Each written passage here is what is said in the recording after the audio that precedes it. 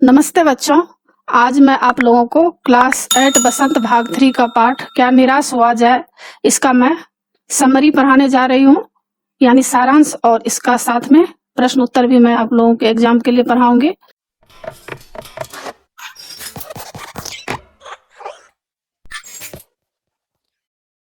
तो क्या निराश हुआ जाए, इनके राइटर हजारी प्रसाद द्विवेदी हैं। हजारी प्रसाद द्विवेदी क्या कहना चाहते हैं। और बच्चों, क्लास 8 का बहुत सारा मैं पाठ आप लोगों को पढ़ा चुकी हूँ, क्वेश्चन आंसर समरी और फुल एक्सप्लेनेशन। तो उसको देखने के लिए आप ऊपर दिए गए आई बटन पर क्लिक करके देख सकते हैं, या नीचे दिए गए डिस्क्रिप्शन बॉक्स में देख सकते हैं, या प्लेलिस्ट में जाकर देख सकते हैं। और बच्चों, अभी मैं आप लोगों को क्या निराश हुआ जाए इसका मैं समरी पढ़ाने जा रही हूँ, और इसके नीचे प्रश्न उत्तर रहेगा। तो पाठ परिचय जान लेते हैं। इस पाठ में आजकल के समाचार पत्रों में छप रही चोरी, भ्रष्टाचार, हिंसा, बेईमानी आदि की खबरों को पढ़ने से समाज में निराशा का जो वातावरण बना है उस पर लेखक ने चिंता व्यक्त की है। यद्यपि समाज में अच्छे और बुरे दोनों काम करने वाले लोग हैं, पर हमें अच्छे काम करने वालों से प्रेरणा लेकर आशावादी होना चाहिए। लेखक इस पाठ के माध्यम से यह बताना चाह रहे हैं कि समाचार पत्र अगर हम लोग पढ़ते हैं तो उसमें बहुत सारे चोरी, हिंसा, बेईमानी और भ्रष्टाचार की खबरें छपी रहती है। तो इससे निराशा नहीं मन के अंदर लाना चाहिए, बल्कि अच्छे काम करने वाले भी हमारे समाज में बहुत हैं, तो उससे भी सीख लेना चाहिए और अपने को आशावादी बनाना चाहिए और अपने जीवन को सही दिशा की ओर ले जाना चाहिए। तो यही चीज इस क्या निराश हुआ जाए पाठ में दिया हुआ है। पाठ का सारांश इस तरह है। आजकल समाचार पत्रों में जब लेखक देखता है तो उसमें ठगी, डकैती, तस्करी, चोरी और भ्रष्टाचार के समाचारों की बहुलता होती है, यानी बहुत अधिक उसमें सब कुछ देखने को मिलता है, जिसे देखकर उनका मन दुखी हो जाता है। लेखक दुख प्रकट कर रहे हैं कि आज हमारे समाज में ऐसे लोग क्यों हो गए हैं जो चोरी कर रहे हैं, डकैती और भ्रष्टाचार कर रहे हैं। इनमें एक दूसरे पर आरोप प्रत्यारोप किया जाता है, एक दूसरे के ऊपर आरोप लगाया जाता है। इसे देखकर तो यही लगता है कि देश में कोई ईमानदार रह ही नहीं गया है। ऐसे में हर व्यक्ति गुनी कम, दोषी अधिक दिखता है। लेखक यहाँ कह रहे हैं कि ऐसा लगता है समाचार पत्र देखकर कि जैसे आज कोई ईमानदार व्यक्ति है ही नहीं, लेकिन हमारे समाज में अच्छे भी व्यक्ति हैं, गुणी व्यक्ति भी हैं, तो उसके तरफ भी ध्यान देना चाहिए। उसका नाम बहुत कम देखने को समाचार पत्र में मिलता है। ऊंचे पद पर आसीन व्यक्ति ज्यादा ही दोषी दिखाई देते हैं। दोषों को इतना बढ़ा चढ़ा कर दिखाया जाता है कि उसके सारे गुण छिप जाते हैं। यानी लेखक इसमें कह रहे हैं कि सारे दोष को ही दिखाया जाता है और गुणी जो हमारे व्यक्ति हैं हमारे समाज में, उसको कम ही समाचार पत्र में लोग छापते हैं। उनके गुणों को बिल्कुल ही छिपा देना चिंता का विषय है। यहाँ लेखक कह रहे हैं कि जो व्यक्ति गुणी है उसके गुण को भी छापना चाहिए समाचार पत्र में, पर यह सब नहीं रहता है, केवल गलत गलत चीज ही समाचार पत्र में रहता है। लेखक का मानना है कि भारत भूमि पर बड़े बड़े मनीषी पैदा हुए हैं, यानी भारत भूमि पर बहुत बड़े बड़े संत, महापुरुष, ऋषि मुनि पैदा हुए हैं। मानवता हमारा आधार है। हमारा जो मानवता हमारी संस्कृति में नस नस में समाई हुई है। हमारे ऋषि मुनि मानवता के ओर ही अधिक ध्यान दिए हैं। यहाँ आर्य और द्रविड़, हिंदू, मुसलमान, यूरोपीय और अन्य संस्कृतियों का मेल हुआ है। हमारे समाज में क्या है, हिंदू, मुसलमान और दूसरे देश के भी लोग यहाँ पर आए हैं। सबका संस्कृति का यहाँ मेल जोल है। यह मानव महासमुद्र कभी सूख ही नहीं सकता है। यहाँ विभिन्न जातीय रूपी बूंदे मिलकर मानव संसार रूपी महासागर बनती है। यहाँ पर लेखक कह रहे हैं कि विभिन्न जाति धर्म के लोग हमारे देश में रह रहे हैं, तो इसी को बोल रहे हैं कि बूंद बूंद मिलकर सागर बनती है। यानी एक एक लोग जब मिलते हैं तो उससे मानव से महामानव बनता है, देश विकसित होता है। यह मानव समुद्र कभी सूख नहीं सकता। यहाँ विभिन्न जातीय रूपी बूंदे मिलकर मानव संसार रूपी महासागर बनाती हैं। इसी के साथ यह भी सही है कि आजकल कुछ इस तरह का वातावरण बना हुआ है कि परिश्रमी और भोले भाले परेशान हैं तथा फरेब का व्यापार करने वाले उन्नति करते जा रहे हैं। लेखक को इस बात का चिंता हो रहा है कि यहाँ जो परिश्रम करते हैं, जो भोले भाले लोग हैं, वे लोग काफी परेशान दिखते हैं। जो गुंडागर्दी करते हैं उसका व्यापार अधिक उन्नति पर जा रहा है। ऐसा क्यों हो रहा है? इस माहौल में ईमानदारी, सच्चाई, मेहनत आदि बेबसी बनकर रह गई है। यानी जो लोग सच्चे रास्ते पर चलते हैं, मेहनत करते हैं, ईमानदार रहते हैं, वे आजकल बेबस हो गए हैं।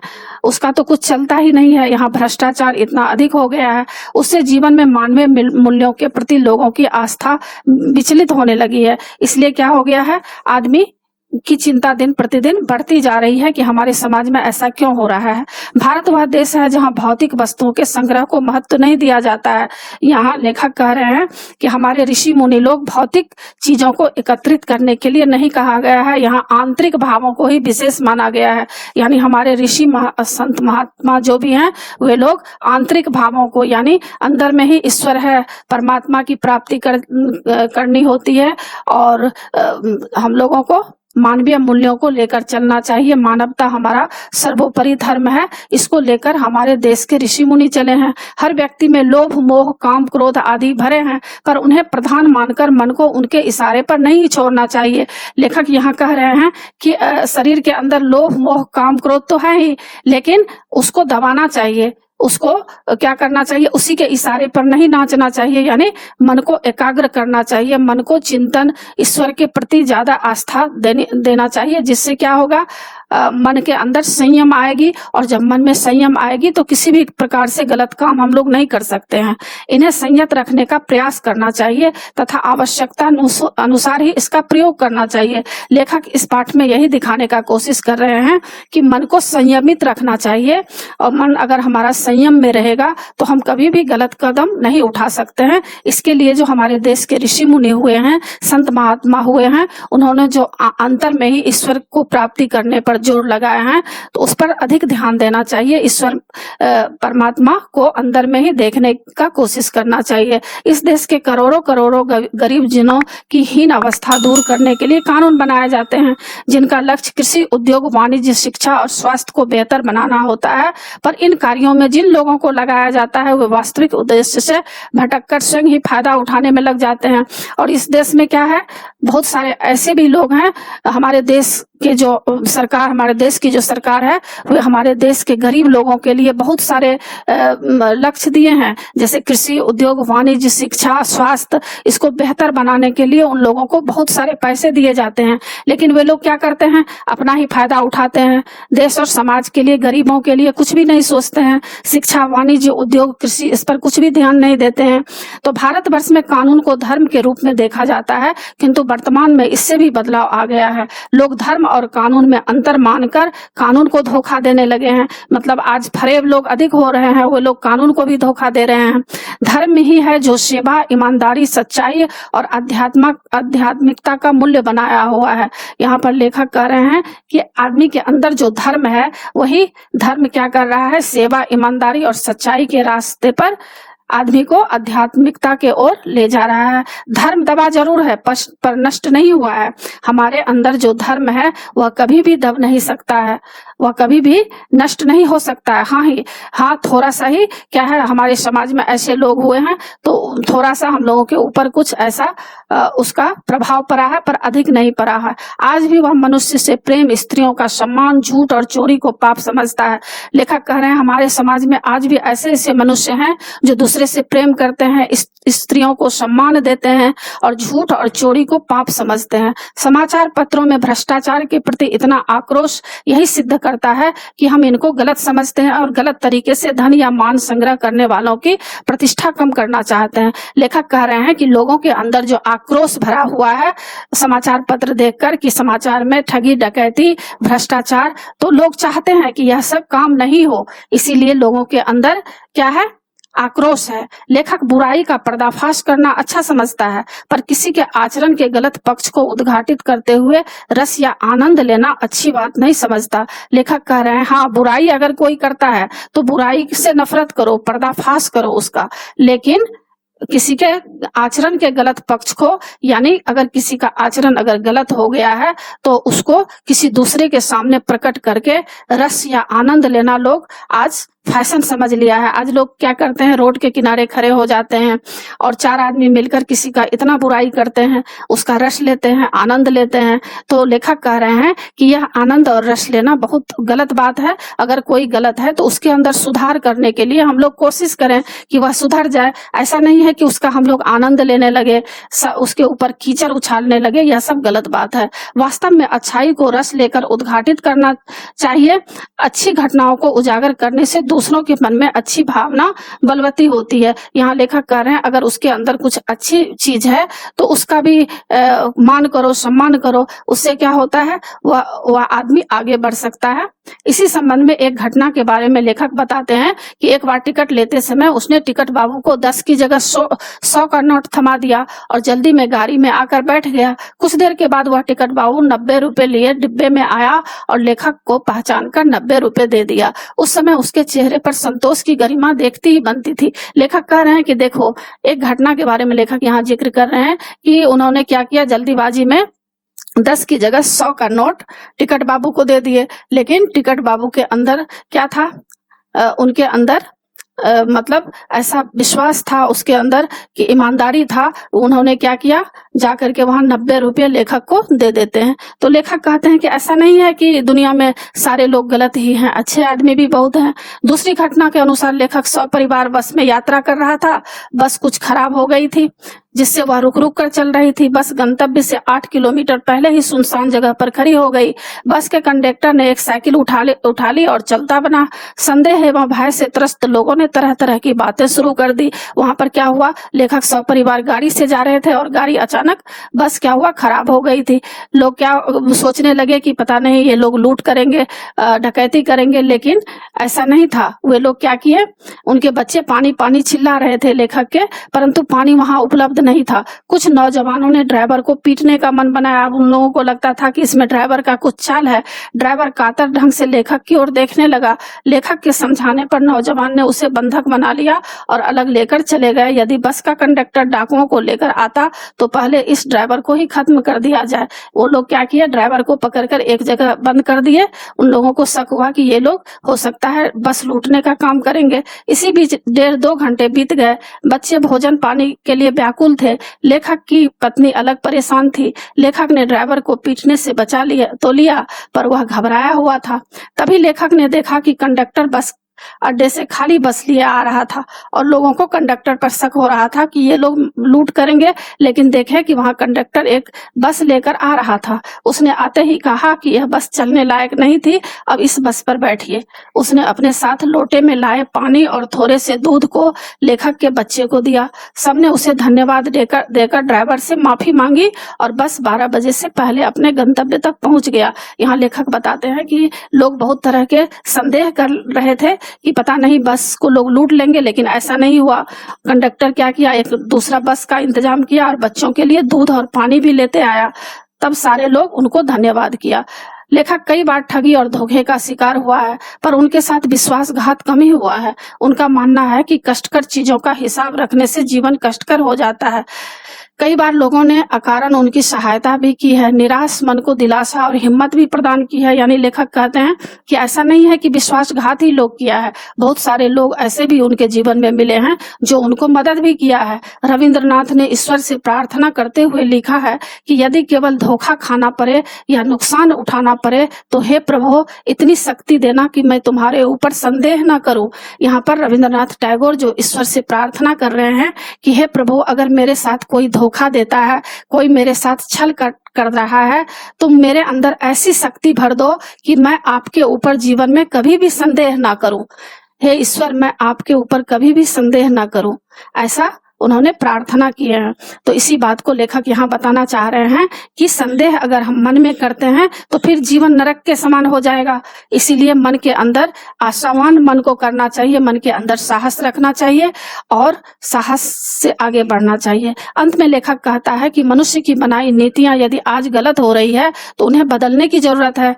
अब भी आशा की ज्योति बुझी नहीं है, हमारे उन्नति और विकास के रास्ते अभी भी खुले हैं। अतः मानव मन को निराश होने की आवश्यकता नहीं है। लेखक यहाँ कहते हैं कि आज भी बहुत कुछ बदलने की जरूरत है, लेकिन आशा को अपने अंदर कभी भी बुझने नहीं देना चाहिए। विकास करने के लिए, उन्नति करने के लिए बहुत सारे रास्ते हैं, अतः मन में कभी भी निराशा नहीं लानी चाहिए। तो बच्चों, यह था सारांश और अभी मैं आप लोगों को नीचे प्रश्न उत्तर पढ़ाने जा रही हूँ। यह लिखित प्रश्न उत्तर है, आप लोगों को एग्जाम के लिए काफी अच्छा रहेगा। पहला प्रश्न है, लेखक ने स्वीकार किया है कि लोगों ने उन्हें भी धोखा दिया है, फिर भी वह निराश नहीं है। आपके विचार से इस बात का क्या कारण हो सकता है? उत्तर, लेखक द्वारा इस तथ्य को स्वीकार करने के बाद भी कि उसने लोगों से धोखा खाया है, फिर भी वह निराश नहीं है, क्योंकि लेखक जीवन के प्रति आशावादी दृष्टिकोण रखने वाला व्यक्ति है। ख का, वह ठगे जाने या धोखा खाने जैसी घटनाओं का बहुत कम हिसाब रखता है। ग का, उसके हाथ छल कपट जैसी घटनाएं हुई है, पर विश्वासघात नहीं, वह बहुत कम हुआ है। और घ का, लेखक के साथ ऐसी बहुत सी घटनाएं हुई हैं जब लोगों ने अकारण ही उसकी मदद की है। जैसे पहला मदद तो उन्होंने क्या किए हैं, जब टिकट लेने गए तो 100 के बजाय 10 रुपए का नोट दे देते हैं, लेकिन टिकट बाबू क्या होता है, उनको ट्रेन में जाकर उनको 90 रुपए वापस करते हैं। दूसरी बात तो यह है कि जब बस से जा रहे थे, अचानक बस खराब हो जाती है, सबको शंका हो जाती है कि बस का ड्राइवर और कंडक्टर मिलकर बस को लूट लेगा, लेकिन यह संदेह दूर हो जाता है और कंडक्टर उनके बच्चों के लिए दूध लाते हैं, पानी का इंतजाम करते हैं और एक नई बस लाकर सारे जितने भी बस में बैठे हुए थे उनको लेकर उनके गंतव्य तक पहुंचाते हैं। तो इसलिए लेखक कह रहे हैं कि ऐसा नहीं है कि सारे लोग गलत ही होते हैं। समाज में, देश में बहुत सारे लोग ऐसे भी हैं जो दूसरे की मदद भी करते हैं, इंसानियत उनके अंदर है। और दूसरा है, समाचार पत्रों, पत्रिकाओं और टेलीविजन पर आपने ऐसी अनेक घटनाएं देखी सुनी होंगी जिनमें लोगों ने बिना किसी लालच के दूसरों की सहायता की हो या ईमानदारी से काम किया हो। ऐसे समाचार तथा लेख एकत्रित करें और कम से कम 2 घटनाओं का अपनी टिप्पणी लिखें। तो उत्तर है, ऐसे 2 समाचार जिसमें ईमानदारी तथा बिना लालच के दूसरों के लिए काम किया गया है। पहला, अड़चने भी डिगा नहीं पाई शिक्षिका का हौसला, सहयोगों का मिला भरपूर सहयोग। नोएडा, तो मतलब एक घटना दिया है नोएडा का, क्या हुआ था, तो इसको आप लिख सकते हैं। जहां एक और शिक्षा का व्यापार करके लोग रात दिन अपनी जेब भरने में व्यस्त हैं, वहीं कुछ लोग ऐसे भी हैं जो तमाम अड़चनों के बावजूद मानसिक व शारीरिक रूप से असहाय बच्चों की सेवा करते हुए उनके जीवन में ज्ञान की रोशनी फैला रहे हैं। ऐसी ही शिक्षिका है सलारपुर स्थित बचपन डे केयर की सीमा पांडे। तो इसके बारे में दिया हुआ है, सीमा पांडे कैसे कैसे मदद की हैं, तो इसको आप अच्छी तरह लिख सकते हैं। और गरीब बच्चों के लिए वे समर्पित हैं, ये लिख सकते हैं। और तीसरा प्रश्न है, लेखक ने अपने जीवन की 2 घटनाओं में रेलवे टिकट बाबू और बस कंडक्टर की अच्छाई और ईमानदारी की बात बताई है। आप भी अपने या अपने किसी परिचित के साथ हुई किसी घटना के बारे में बताइए जिसमें किसी ने बिना किसी स्वार्थ और भलाई, ईमानदारी और अच्छाई के कार्य किए हों।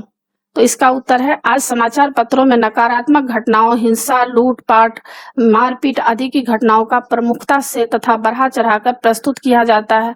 इन समाचार पत्रों में किसी की निस्वार्थ भलाई करने की घटनाएं कभी कभी ही छप पाती है। ऐसा नहीं है कि समाज में ऐसी घटनाएं घटती ही नहीं है, ऐसी घटनाएं होती तो है, पर वे यदा कदा ही प्रकाश में आ पाती है। ऐसी ही एक घटना का वर्णन मैं कर रहा हूँ जो सत्य तथा मेरे आसपास ही से जुड़ी हुई है। प्रतिभा कब, कहाँ और किस रूप में पैदा हो जाती है, इसका अनुमान लगाना कठिन है। मेरे पिताजी के एक मित्र हैं जो खेती करके अपना गुजारा मुश्किल से कर पाते हैं। उनका बड़ा बेटा शुरू से ही पढ़ाई में बड़ा होनहार है। 10वीं में उन्होंने 90% से अधिक अंक प्राप्त किए हैं। 11वीं में विज्ञान विषय से अपनी पढ़ाई शुरू कर दी। विज्ञान की पढ़ाई खेती के सहारे पूरी करना संभव न था, फिर भी जैसे तैसे तथा छात्रवृत्तियों के सहारे उसने 12वीं की परीक्षा 92% अंकों से उत्तीर्ण की। IIT की परीक्षा के लिए उसने फॉर्म भर दिया था, उसका भी चयन हो गया, पर उसके पिताजी IIT की फीस देने में सर्वथा असमर्थ थे। बच्चे के भविष्य का सवाल था। मेरे पिताजी ने अपने एक NRI मित्र से फोन पर इस बारे में बात की। सारी बातें जानकर उन्होंने IIT का सारा खर्च उठाने की जिम्मेदारी लेते हुए 1 लाख रुपए पिताजी के पास भेज दिए, जिसे लेकर पिताजी उसका प्रवेश दिलाने चले गए। संयोग की बात है कि उसका 4.5 साल पाठ्यक्रम पूरा होने से पहले ही अमेरिका की एक कंपनी ने अच्छा वेतन देते हुए उसका चयन कर लिया। आज वह सॉफ्टवेयर इंजीनियर है, किंतु अपने घर वालों के साथ पिताजी और उनके मित्र के इस भलाई के कार्य हेतु कृतज्ञता पूर्वक याद करता है। अब पहला प्रश्न है, दोषों का पर्दाफाश करना कब बुरा रूप ले सकता है। पर्दाफाश के बारे में है। उत्तर, दोषों का पर्दाफाश करना तब बुरा रूप लेता है जब उसका उद्देश्य केवल आलोचना करते हुए मजाक उड़ाना ही रह गया हो। इस पर्दाफाश के पीछे किसी के दोष को सुधारने का उद्देश्य न होकर उसकी बदनामी कराना हो। इसके अलावा इस पर्दाफाश के पीछे किसी की भलाई का लक्ष्य न हो, किसी संस्था या प्रतिष्ठान को बदनाम करना हो, सत्यता को बिना जाने समझे लोगों के सामने लाना, अपनी निजी वैमनस्यता या बदला लेने की भावना हो तथा स्वयं को अधिकाधिक महत्वाकांक्षा की इच्छा हो, अपने चैनल आदि की प्रसिद्धि बढ़ानी हो। दूसरा है, आजकल के बहुत से समाचार पत्र या समाचार चैनल दोषों का पर्दाफाश कर रहे हैं। इस प्रकार के समाचारों और कार्यक्रमों की सार्थकता पर तर्क सहित विचार कीजिए।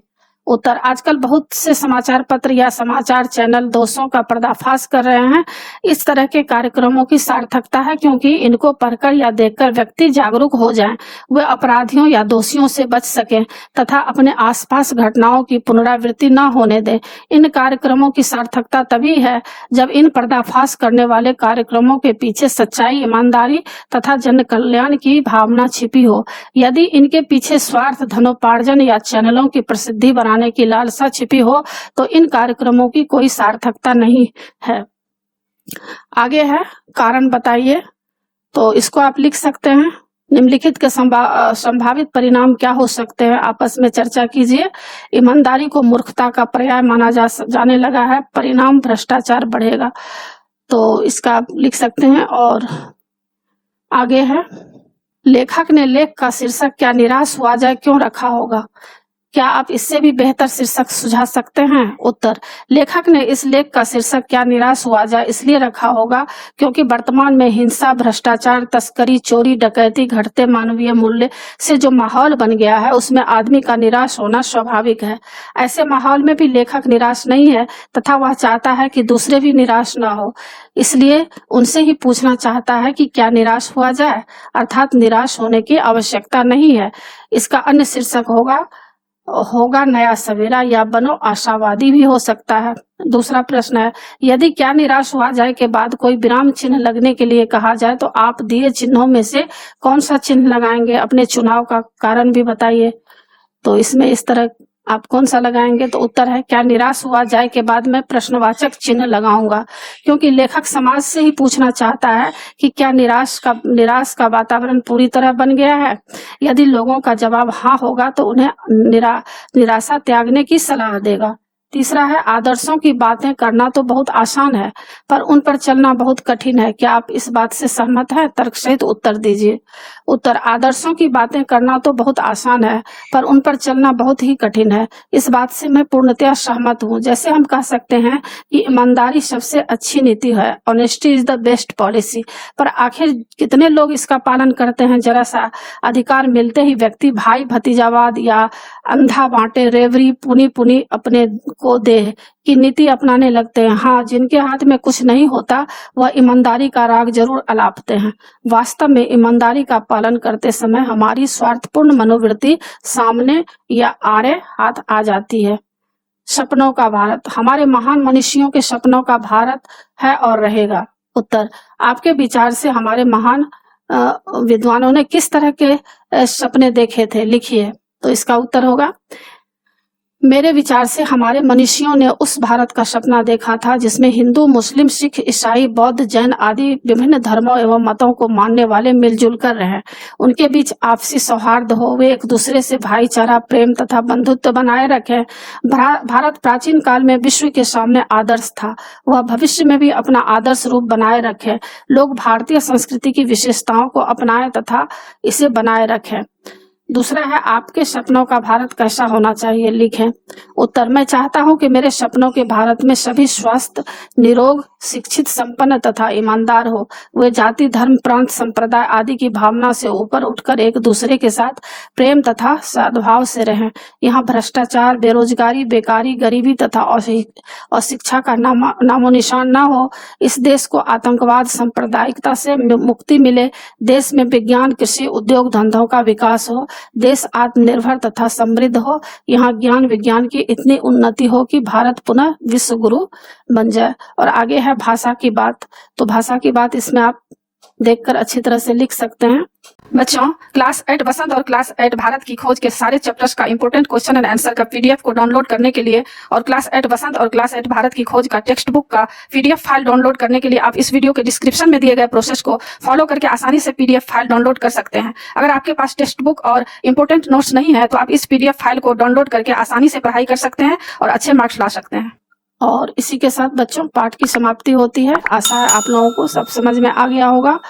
और बच्चों, आप मेरे चैनल देवजनागरी को जरूर सब्सक्राइब कीजिएगा और सब्सक्राइब के बगल में जो बेल आइकन बटन है उसे जरूर क्लिक कीजिएगा, लाइक कीजिएगा और शेयर कीजिएगा। कमेंट्स जरूर कीजिएगा कि आपको यह पाठ कैसा लगा। नए पाठ के साथ फिर मैं मिलूंगी। धन्यवाद बच्चों।